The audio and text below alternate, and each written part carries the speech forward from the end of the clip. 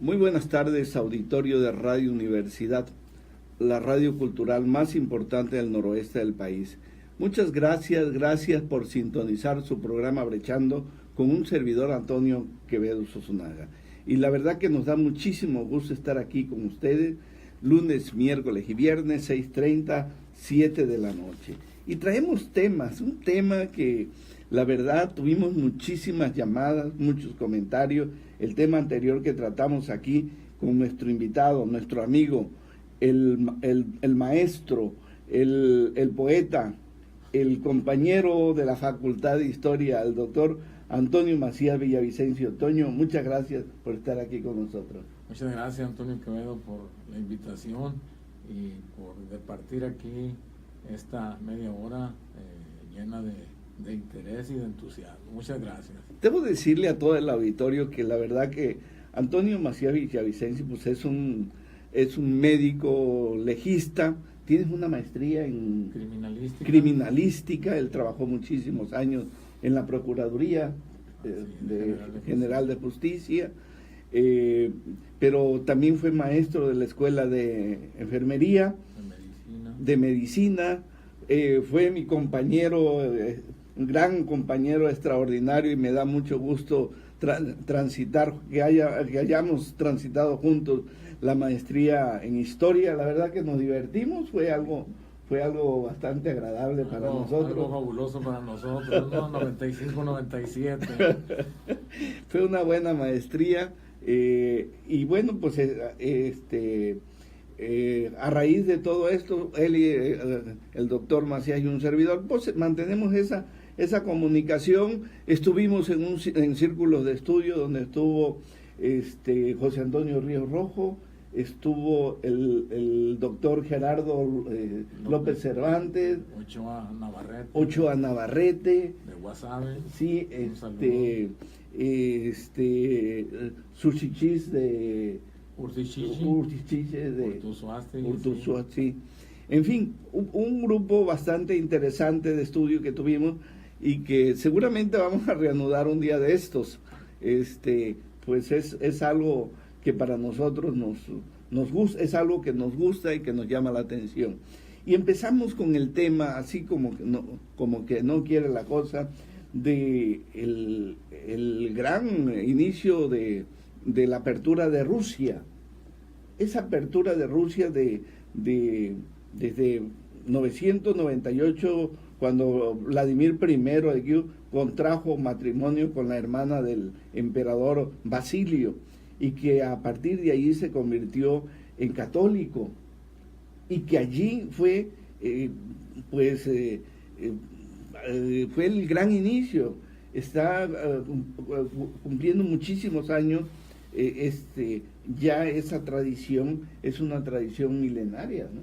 Sí, claro. Acuérdate que en 1988 Rusia celebró el primer milenio. El primer milenio. Precisamente del bautizo de Vladimiro I, ¿no? Sí. Incluso hay pinturas donde está en una tina de madera y le están haciendo el bautizo, ¿no? Sí. Entonces, es una manera en que tú sabes que los imperios hacían asociaciones a través de matrimonios, por ejemplo, de alemanes con españoles, de ingleses con españoles, etcétera, para mantener precisamente el poder, ¿verdad? Un poder omnímodo, ¿no?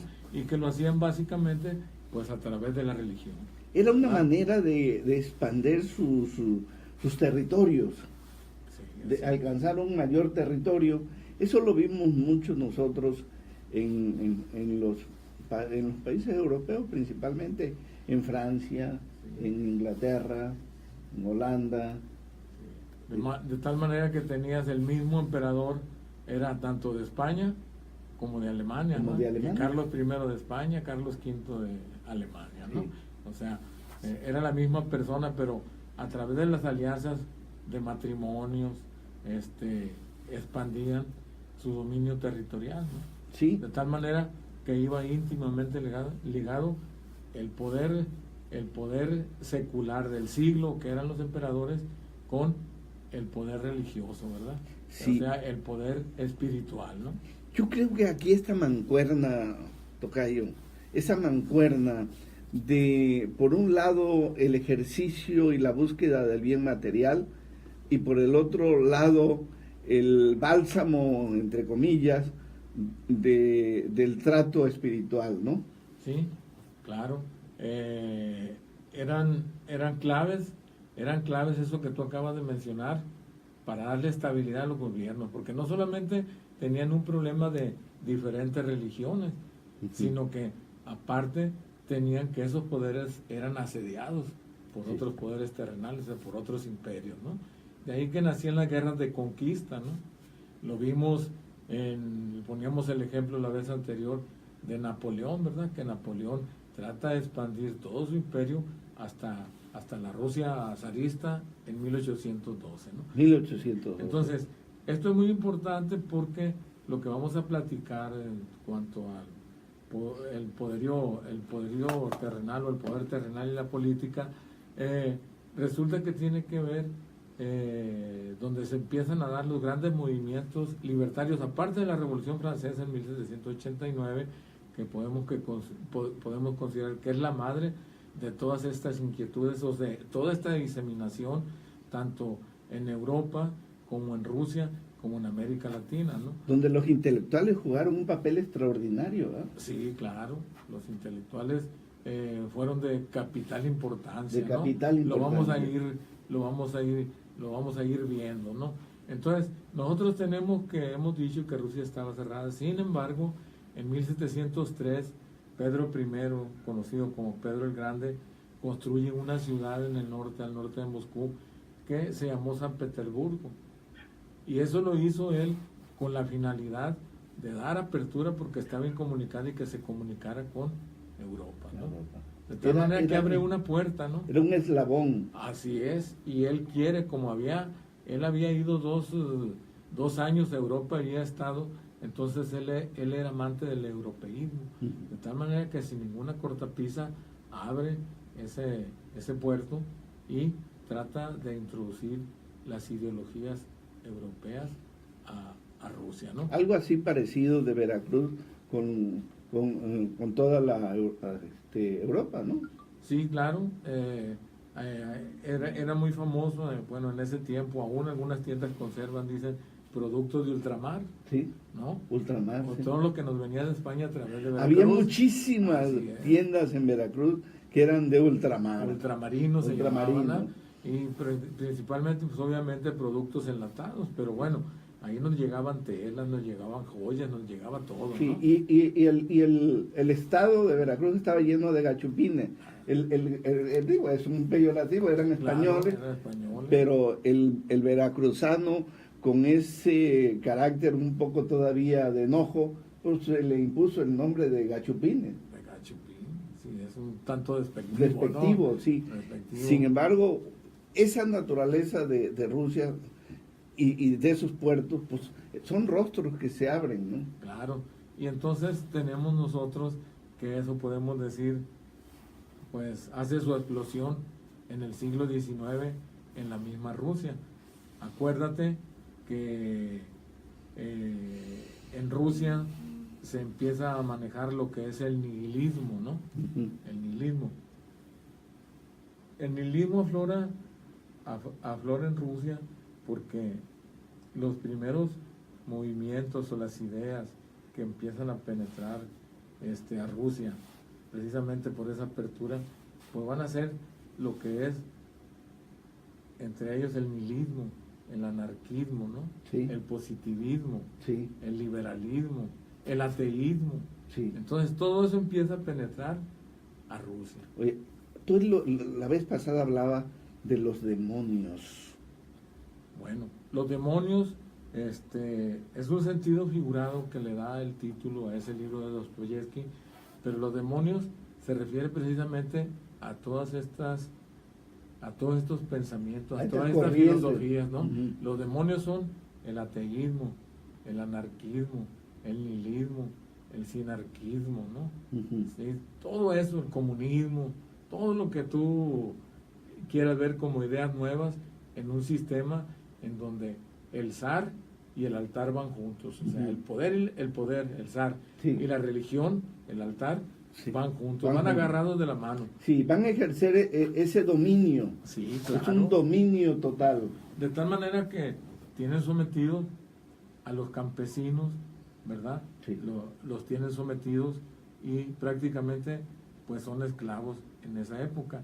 Y la servidumbre, acuérdate también que el sistema zarista, pues los aristócratas tenían un cuerpo, unas tierras, pero un cuerpo de servidumbre, 200, 300 personas a su disposición, que casi eran esclavos.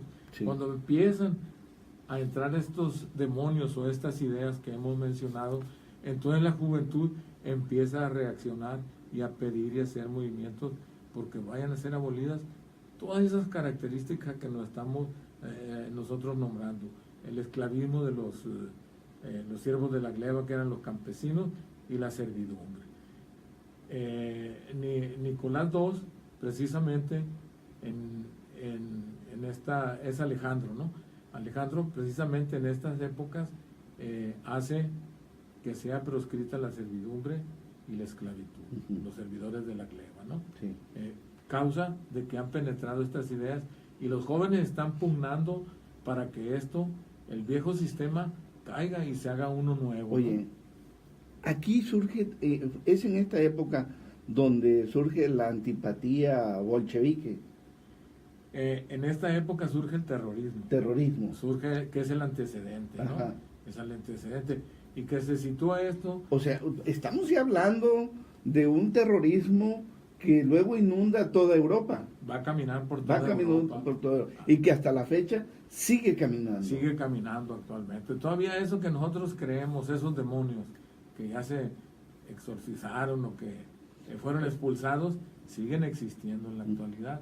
En esa época, que la podemos ubicar de 1844 a 1887, que coincide con el nacimiento del principal terrorista, ¿no? Que fue Nechaev, y que ya habíamos dicho que escribió el Catecismo del Revolucionario y otras obras. En realidad, el Catecismo del Revolucionario no es un libro, sino es un pequeño folleto, podemos decir, en donde contiene 26 puntos, pero hace hincapié que el revolucionario, su única obligación y derecho es la pasión por la revolución, nada más, ¿no? Bueno, entonces, esta persona vivió aproximadamente 53 o 43 años, 1844 1887, ¿no? Podemos decir que murió joven. Pero murió fue, joven. En ese tiempo se formaron células terroristas, diversas células terroristas, fueron varios, ¿no? Pero el precursor de todo esto fue precisamente Sergei Nechaev, ¿no? Entonces, él fue el autor de esta ola de terrorismo que sacudió a Rusia y que sacudió a Europa, ¿no? Entonces, ellos se les conocía como nihilistas. O sea, los nihilistas decían, pues es que no tiene valores, no cree en nada. Pero eso era un error que se daba y que así lo interpretaban fácilmente los intelectuales y fácilmente la aristocracia, ¿no? Sí. O sea, la aristocracia, es decir, el poder en el trono, que era el zar, y aparte la religión. Bueno, son nihilistas porque niegan a Dios, porque niegan respeto hacia sus mayores y proponen cosas que no son viables porque acabarían con este sistema, ¿no? Proponen la destrucción de la religión, todo eso, ¿no? Oye, esto se prolongó mucho tiempo, este binomio religión y zares. Sí, estamos hablando básicamente desde el primer siglo después de Cristo hasta la Revolución Rusa, ¿sí? 1905 y 1917. En 1917 está tipificado en Rusia como el gran colapso del gobierno zarista. Así es, sí, porque toda esa aristocracia, que incluso algunos fueron admiradores de ese sistema del siglo XIX que propugnaban los terroristas, entonces tuvieron que huir, tuvieron que salir de la Rusia zarista, ¿no? Fíjate qué interesante esto, porque resulta que ese crecimiento religioso ruso nos llega a nosotros por el norte, por Canadá. Y llega aquí a toda América, ¿eh? Sí, en Estados Unidos En Estados Unidos mucha tiene importancia. mucha importancia. Porque tiene muchos templos y tiene muchos seguidores, ¿no? Sí. Muchos seguidores que se vinieron, por ejemplo, a Florida, Ujú. a San Francisco, a Los Ángeles. Entonces, hay iglesia ortodoxa rusa en los Estados Unidos. Sí. Claro, que nosotros ya sabemos que en Estados Unidos, por ser un país con, podemos decir, demasiada libertad, pues permiten formar, ya dijéramos, una religión bien establecida, el ortodoxo ruso, ¿no? Pero tú sabes que ahí en Estados Unidos hasta religiones de tipo satánico hay, Sí. ¿no? ¿Por qué? Hay mucha libertad, entonces hay infinidad de religiones, ¿verdad? Sí, fíjense que este binomio creció de esa manera, mientras a nosotros también tenemos ese, ¿cómo se le podría llamar? Sincretismo, porque nosotros en este país, en Catemaco, en Medellín de Bravo, casi en toda la costa, tenemos centros espiritistas ligados con las prácticas pues de misas negras y de otras culturas que venían precisamente de los esclavos. Bueno, eso quizás estemos de acuerdo en lo siguiente.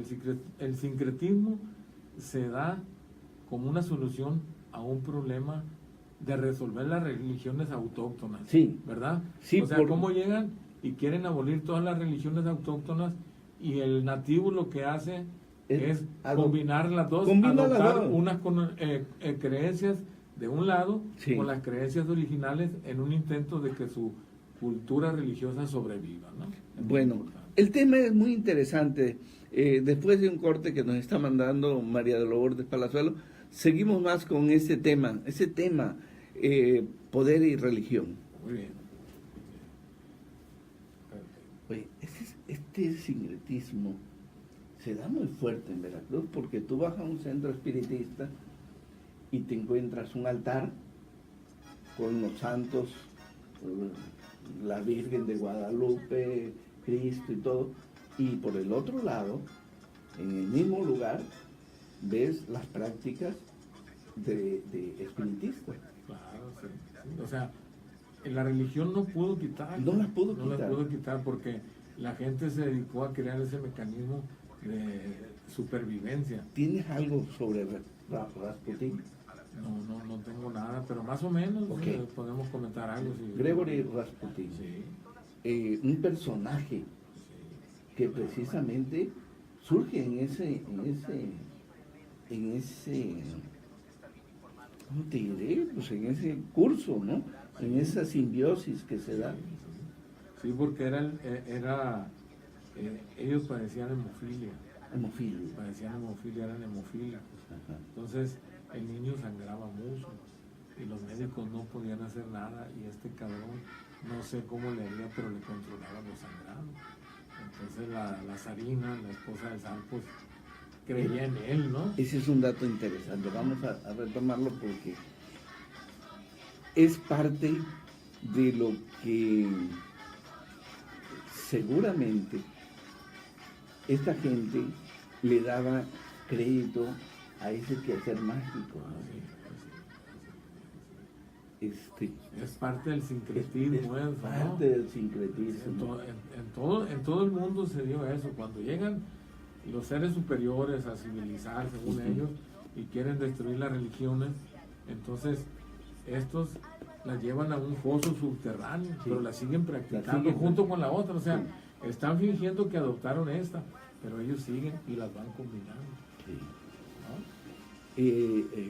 Y que en estos momentos este es un tema que resurge. Sí, claro.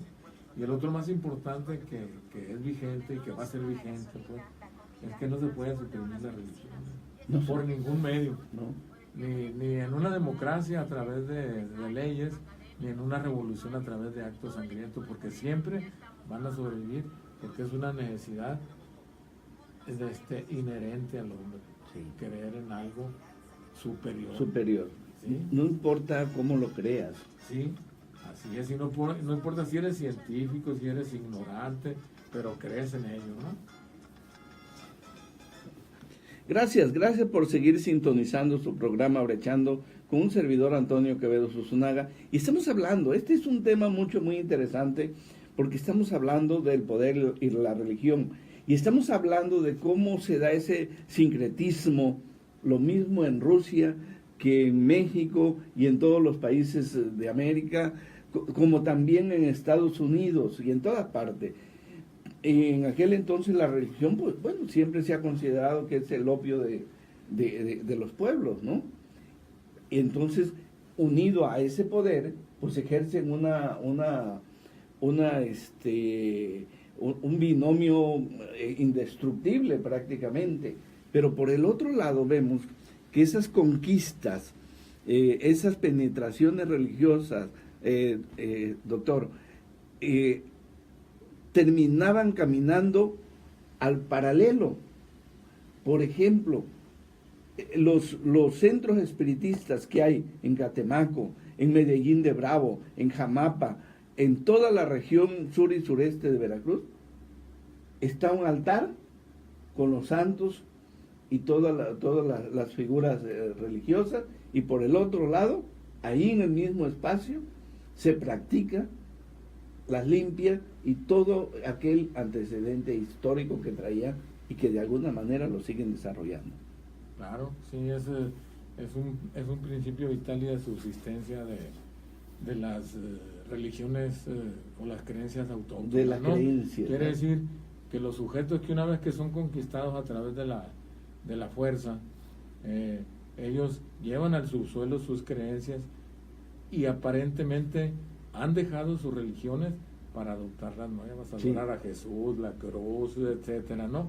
Pero no, ellos combinan de tal manera que tú puedes ver, como tú dices, hoy tienen una Virgen de Guadalupe, lo vemos en donde quiera, aquí en Sinaloa, en Sonora, donde sea, tienen su Virgencita de Guadalupe, y delante de la Virgen de Guadalupe te están haciendo una limpia tradicional propia de las culturas de aquí, ¿no? Así es. Entonces, están combinando las dos cosas, por eso se llama sincretismo, ¿verdad? Uh-huh. Entonces, están haciendo sobrevivir sus creencias antiguas, pero también están llevando las creencias que los españoles nos trajeron, ¿no? Uh-huh. Es muy importante. Oye, esto mismo, ahorita tocamos el tema de Rasputín, Gregory Rasputín, era parte de esa magia que manejaba él, ¿no?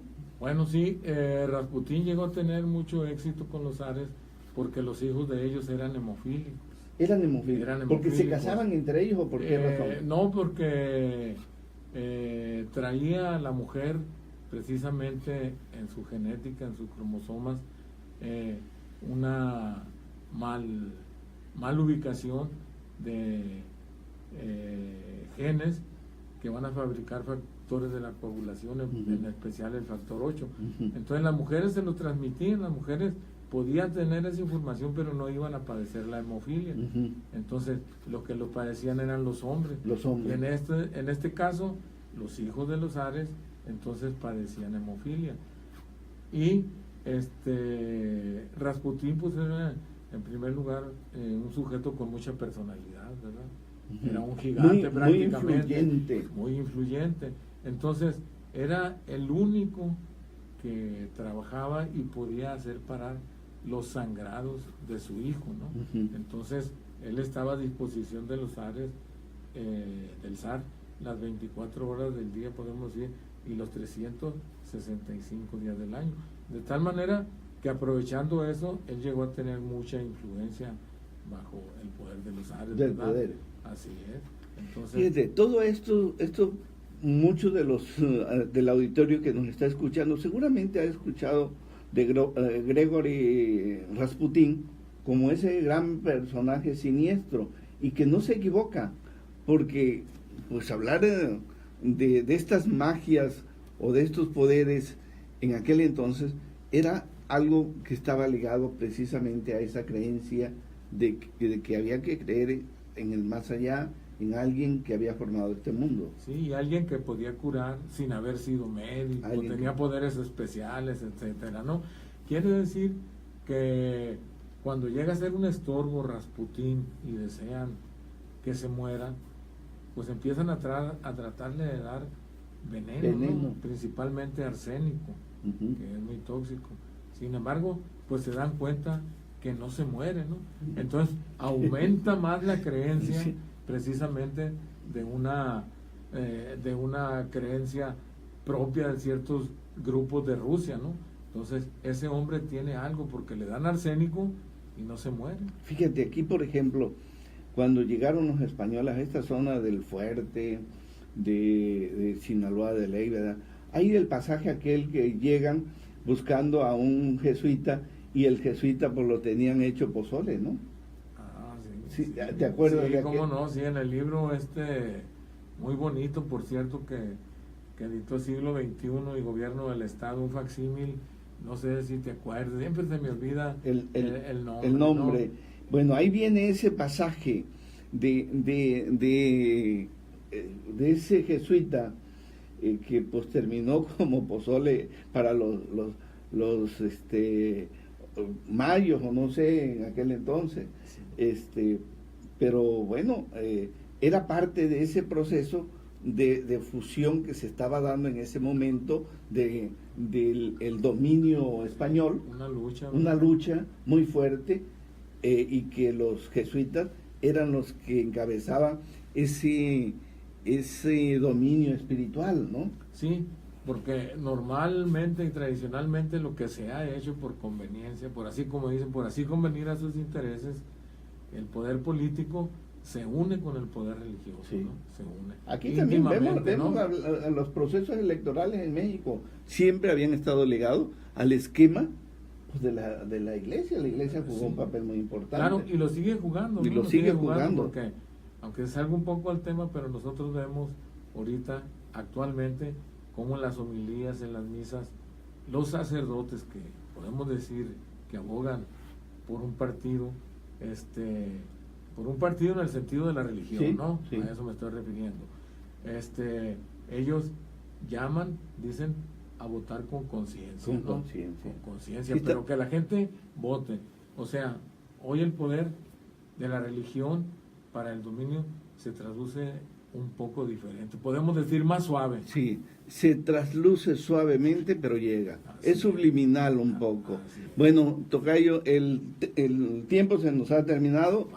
El doctor Antonio Macías Villavicencio, maestro en ciencias, doctor en todo su terreno, poeta, músico, en fin. Muchas gracias, doctor. No, gracias a ti, que me doy gracias a nuestros radioescuchas, ¿no? Es un placer estar aquí. Muchas gracias. Gracias a nuestra operadora María de Lourdes Palazuelo, gracias al auditorio de Radio Universidad. Hasta pronto.